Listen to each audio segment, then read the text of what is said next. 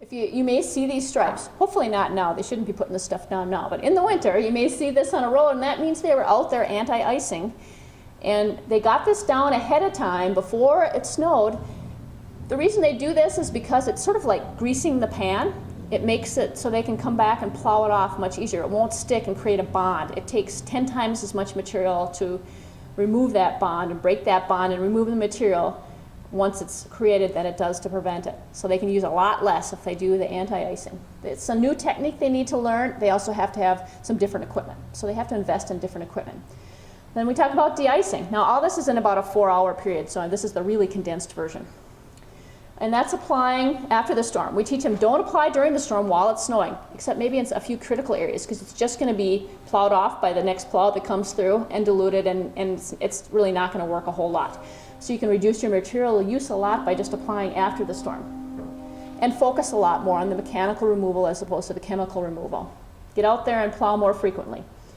Another thing they can do is to wet the material. If they either buy it where it's pre-treated with usually with something like a magnesium or a calcium chloride, it also improves the performance, makes it work at a lower temperature, but it also gets it to stick to the surface better. It doesn't get washed off or bounced off the roads, and it starts working. It has to be in solution to work, so it gets it into solution faster, because some of these chemicals actually kind of absorb water. Some of the calcium magnesium chemicals do.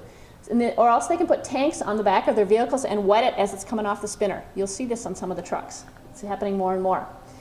It costs more to do that, but if you look at the full picture, they can apply, because it's not bouncing off the surface and it's working better, they can apply 1/3 less or even more. So they use less material in the long run. I say I'm going to have to speed up a hair here. Cleaning up spills.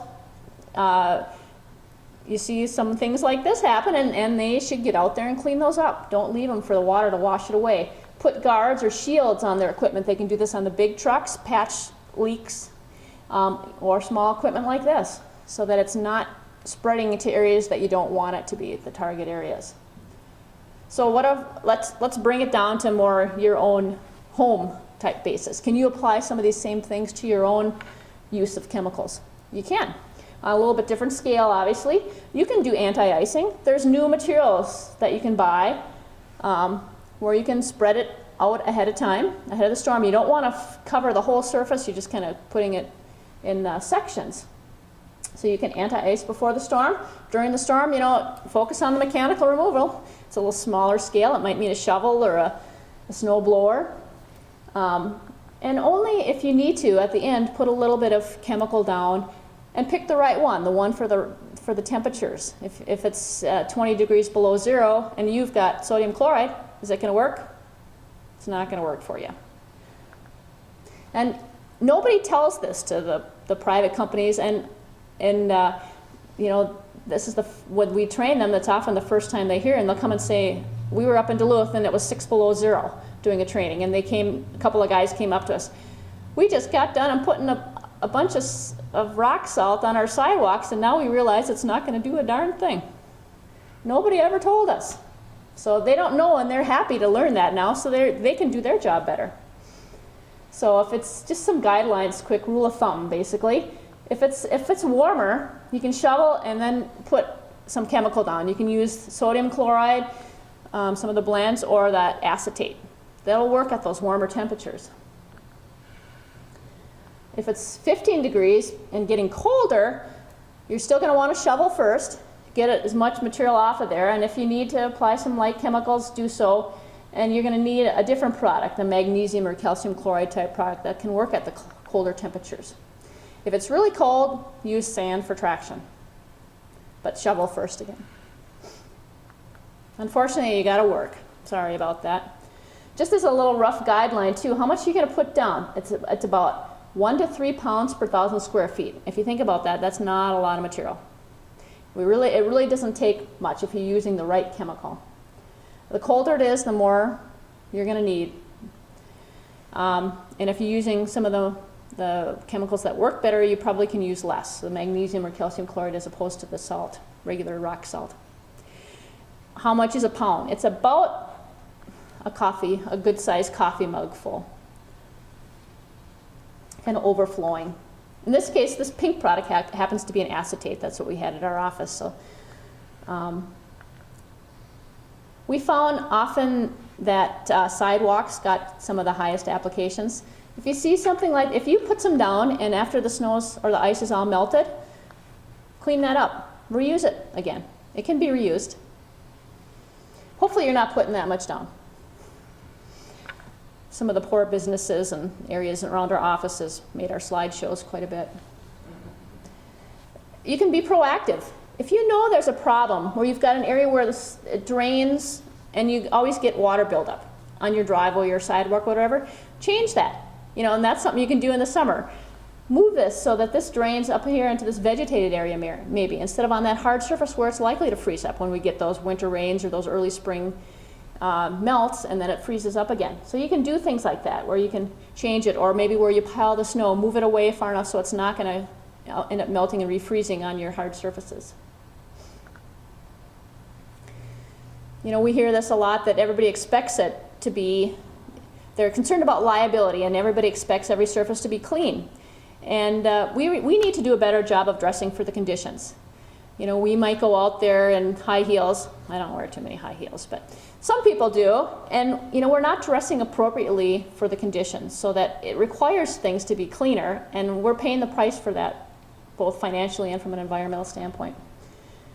Don't expect the plows to drive fast. One of the things we teach them is drive slow. If they drive too fast, the material bounces off and goes into the ditches. They need to drive at about 35 miles per hour. And we, of course, don't like that if we're behind them. But the public is pushing that, and we have to be careful about what we're making them do. So we have to take the pressure off of them, and don't expect those roads to be clean immediately. They need some time to make the chemicals work. If we give them some time, they can use less material, less that's going to end up in our waters. Encourage your cities, if they have not attended one of the training classes, whether it's through MnDOT or through our certification program. We're working with MnDOT to get their road folks trained. There's a road certification now too. Encourage them to make sure that they send them to those training sessions. I mentioned the MPCA website already. Here's what it looks like, all sorts of road salt education and all the different materials that are part of that. The list of certified applicators. If you hire somebody to do work at your business or whatever, see if they're on that list, see if they're certified. If not, say, hey, I want you to go get certified. Does the training work? Oh, I'm at the end of the time. We did some surveys to follow up and find out if it's working, and it is. They're going to try 35% or 45% of the practices we're recommending. Based on doing some exercises in class, they can reduce the amount they use by about 62%. And actual results, we've got about 2,000 people certified. Most of them recommend the class to others. Some are surprised at how much they learned about a subject they thought they knew already. And we're seeing real reductions. Scott County reduced how much they used by 2,000 tons a year. The U of M has changed their practices so that they no longer really use sand much at all. They reduced the amount of salt they use by 41%, the amount of other products, magnesium chloride products, by 51%, and sand by 99%. If they're using that much less material, do you think they're saving money? The first year alone, they saved $55,000, which is more than it took to develop the program. And they've been doing it now. They were in our pilot training, so they've been doing it for a few years already now. Ridgedale Mall reduced the amount they apply from 10 to 12 tons per event down to 4 to 6 tons of salt per event. There's that much less that's entering our waters. Just a class we did just in December, I talked to this the guy from the school district, and they started calibrating their equipment. They found some of their equipment they couldn't get to calibrate, so they're going to buy some new equipment. They're going to try anti-icing next year. They already, just in that short bit from December to the end of the winter, used 3 pallets of salt instead of 5 pallets of salt, saved $1,000. So on a smaller scale, it's worked for them too. If we could reduce the amount of salt by 10% in Minnesota, or just in the metro area, we could save almost $2 million and 14 billion gallons of water from being polluted. We've seen other states interested. Illinois just called yesterday to try to have us come down and help them too. So it is working, and we're happy to be a part of it. It's exciting for us to be a part of that. I encourage you to take a look at at the information. Maybe you can sponsor a training in your area. We do have some, hopefully, a 319 funding that's going to come through so that we can hold some more trainings. The schedule is on the MPCA's website if there's any that are going to happen. And just as a little preview for you, we're now developing a class on summer maintenance, kind of parallel with a certification program for kind of turf management for reduced environmental impacts.